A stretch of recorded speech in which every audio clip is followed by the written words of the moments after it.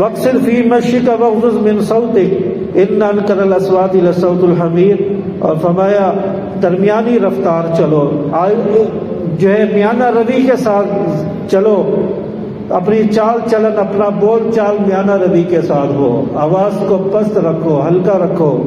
وَاغْضُضْ فِي صَوْتِكَ، اپنی آوازوں کو نیچی کر کے رکھو، یعنی آہستہ آواز میں بات کرو۔ إِنَّ أَنْكَرَ الْأَصْوَاتِ لَصَوْتُ الْحَمِيرِ، فرمایا کہ سب سے بری آواز جو ہے گدھے کی آواز ہے، سب سے بری آواز جو ہے گدھے کی آواز ہے۔ یہاں سے فرمایا کہ جو آدمی یعنی اونچی آواز سے بولنے والا، چلانے والا، اس کو گدھے کے ساتھ مشابہت دی ہے۔ گدھا زور سے بولتا ہے، اس کی آواز جو ہے بری آواز ہے، اور ایک جگہ گدھا بولتا ہے تو پوری محلے میں اس کی آواز جاتی ہے۔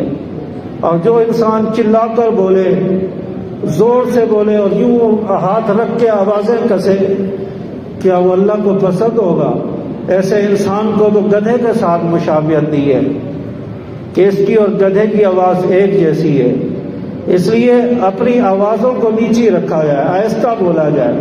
اگر کوئی اوپر رہتا ہے تو اوپر جا کر اس کے ساتھ بات کی جائے، نیچے سے نہ چلایا جائے۔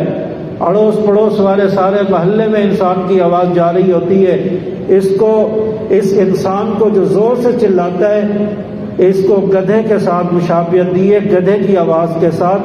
اور فرمایا کہ اپنی آوازوں کو نیچی رکھو، سب سے بری آواز یہ گدھے کی آواز ہے۔